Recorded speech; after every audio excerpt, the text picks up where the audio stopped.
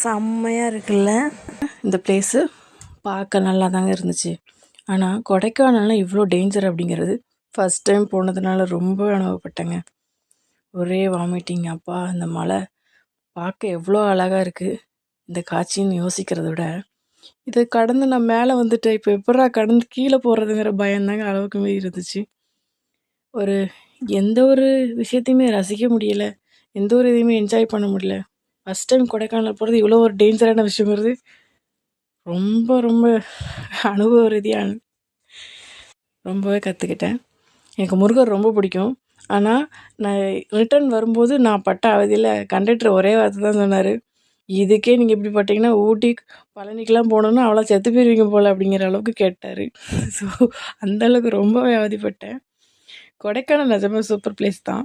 ஆனால் அதில் அந்த ட்ராவல் யாருக்கெல்லாம் ஒத்துக்குதோ அவங்களால மட்டும் தான் என்ஜாய் பண்ண முடியும்.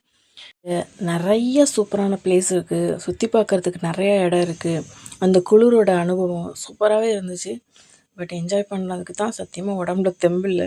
ஸோ கடவுளுக்கு நன்றி சொல்கிறதா, ஏன்பா இப்படி பண்ணலன்னு கேட்குறதானே தெரியாத அளவுக்கு ஒரு நிலைமையில் இருக்கேன். ஸோ நீங்கள் போயிருந்தீங்கன்னா உங்கள் அனுபவம் எப்படி இருந்துச்சுன்னு ஷேர் பண்ணுங்கள். ஓகேவா? இந்த மலையை சுற்றி சுற்றி அம்மா தலை சுற்றியே வந்துருச்சுங்க. நிஜமாக கடவுள் காப்பாற்றி நல்லபடியாக வீடு சேர்த்துட்டாருன்னு நினைக்கிறேன். ஸோ முருகருக்கு ஒரு நன்றியை சொல்லிட்டு இந்த வீடியோ முடிச்சுக்கிறேன்.